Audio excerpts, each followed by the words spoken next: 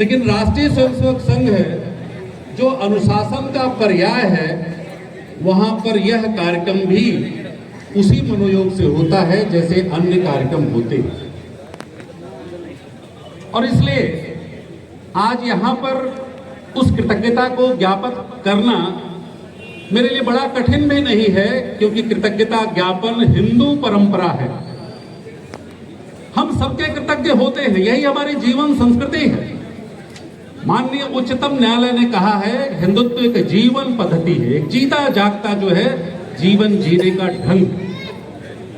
और इसलिए मैं यहां पर धन्यवाद ज्ञापित करता हूं उस पृथ्वी माता को जिसने अपने कोख में हमको जन्म देने का काम किया है, जिसके नाते हम अधिकार पूर्वक कहते हैं माता भूमि पुत्रो हम पृथिव्या।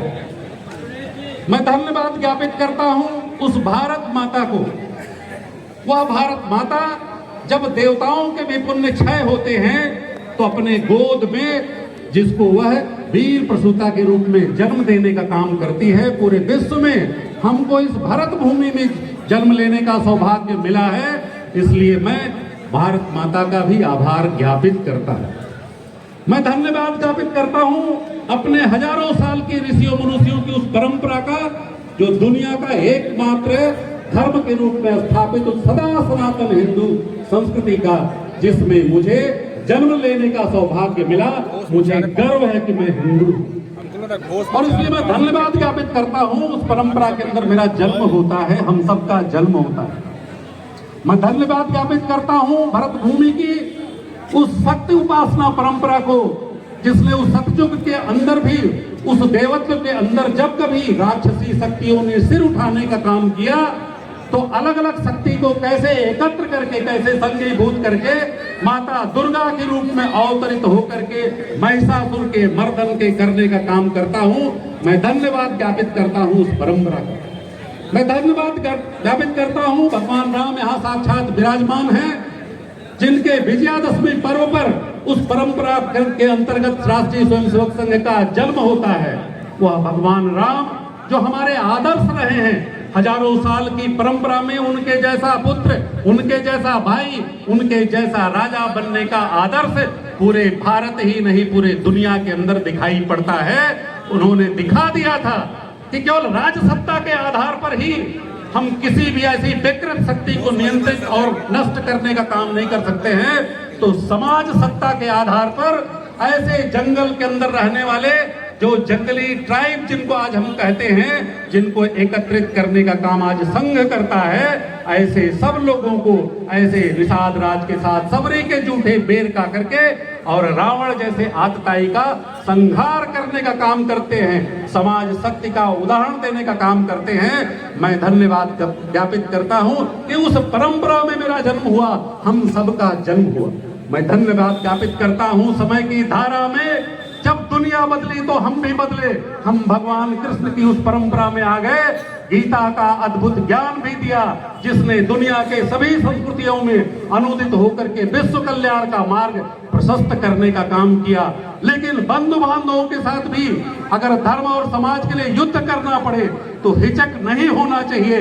इस भाव को भी जागृत करने वाले उस भगवान कृष्ण की परंपरा को भी मैं साधुवाद ज्ञापित करता हूं, धन्यवाद ज्ञापित करता हूं। उसी परंपरा के अंदर इस कलयुग के अंदर और इस धारा के अंदर पैदा होने वाले विभिन्न प्रकार के समाज तोड़क गतिविधियों को, जिसको हमारे तमाम प्रकार के संत परंपरा के अंदर, ऋषि परंपरा के अंतर्गत आगे बढ़ाते हुए हमारे भारत माता के उस इतिहास को कायम रखने का काम किया। न हम कभी गुलाम हुए थे, न कभी होंगे। इसलिए भारतवर्ष के इतिहास को उठा करके अगर हम देखते हैं तो भारत माता कभी भी उन स्वतंत्रता की बेड़ियों में होने के बावजूद भी कभी संपूर्ण रूप से गुलाम नहीं हुई। और इसलिए मैं धन्यवाद ज्ञापित करता हूं अपने उस परम पूज्य डॉक्टर केशवराव बलिराम हेडगेवार जी का, जिन्होंने दुनिया के अंदर एक अभिनव प्रयोग किया, राष्ट्रीय स्वयंसेवक संघ जैसा एक ऐसा संगठन उत्पन्न किया जिसमें यह भाव आया भारत की उस परंपरा से। जब हम विश्व गुरु थे, सोने की चिड़िया थी, दूध दही की नदियां बहते थे, तब दुनिया के अंदर हम अपने जीवन का चौथाई हिस्सा अपने उस आश्रम व्यवस्था के अंतर्गत देश और समाज को अर्पित करते थे। डॉक्टर साहब ने उस परंपरा के अंतर्गत 24 घंटे में से 1 घंटे का समय कहा हमको संघ की शाखा में देना है। आज उसी परंपरा के आगे बढ़ाते हुए हमारे दूसरे पूजनीय परम पूजनीय सरसंचालक श्री गुरु जी ने इसको वट वृक्ष बनाने का काम किया, जिसके नाते आज दुनिया के सबसे बड़े स्वयंसेवी संगठन के रूप में हम यहाँ पर विराजमान हैं। दुनिया आज हमारे आशा भरी निगाहों की तरफ से देख रही है। आज इस देश की सभी गलियां हमारे लिए भारत माता की मिट्टी है।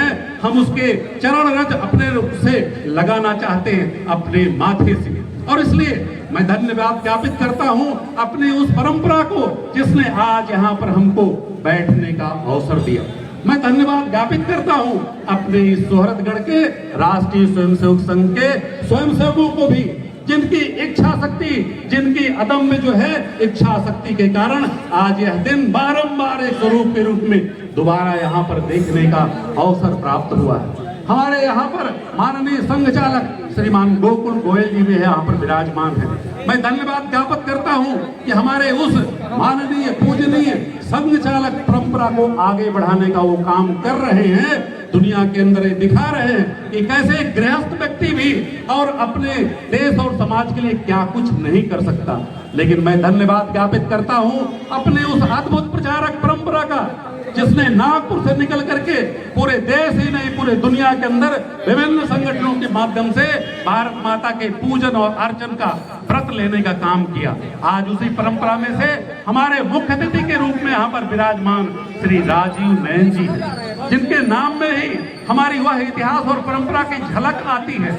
लेकिन उनके वाणी में भी आज वह अद्भुत तेज दिखाई पड़ा जो भारतवर्ष की अद्भुत स्थापत्य कला के अंतर्गत मीनाक्षी के उस मधुरै मंदिर में दिखाई पड़ती है, जहां पर बिना ध्वनिवर्धक के हजारों लोगों को हम अपनी बात कह सुनते हैं, सुना सकते हैं, हृदय से हृदय को मिला सकते हैं। आज यहाँ पर माइक फेल हुआ, लेकिन दिखाई पड़ गया कि संघ के स्वयंसेवक की ताकत क्या होती है, उसके वाणी का ओज क्या होता है, उसके विचारों का प्रवाह क्या होता है। उस विचारों के प्रवाह को पूरे सिद्धार्थनगर विभाग के अंदर प्रसारित करने वाले हमारे यशस्वी विभाग प्रचारक जी का भी मैं धन्यवाद ज्ञापित करता हूँ। मैं अपने जिला कार्यकारिणी के जिला प्रचारक जी से लेकर के सभी कार्यकारिणी के बंधुओं का, सभी समस्त जिले के पदाधिकारियों को, समस्त जो है स्वयंसेवकों का, सोहरतगढ़ के समस्त लोगों का मैं हार्दिक वंदन और अभिनंदन करता हूं। लेकिन मैं यहाँ समाज के लोगों का भी हार्दिक वंदन और अभिनंदन करता हूं,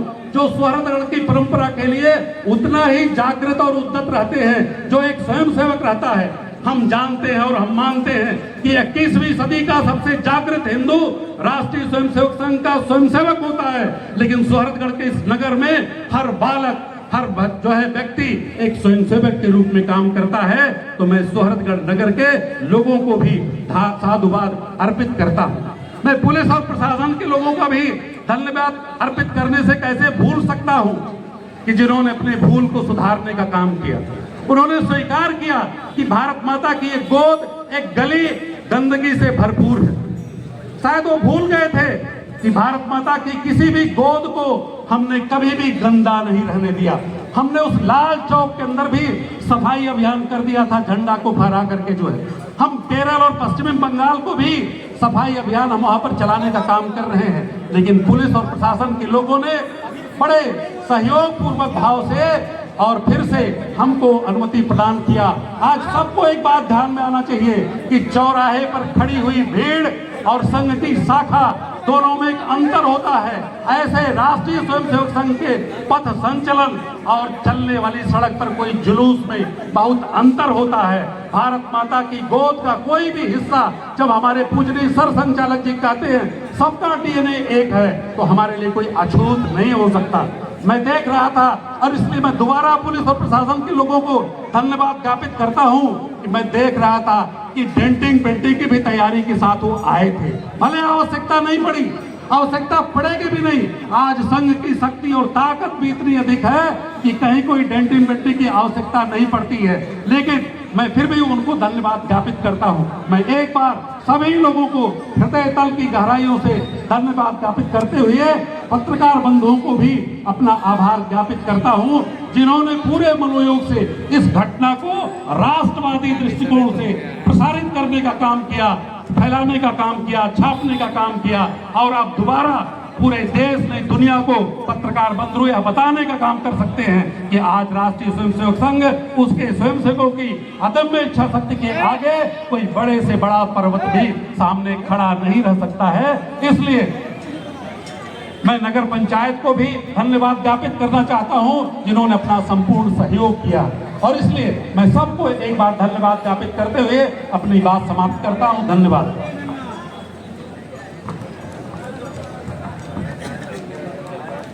कुछ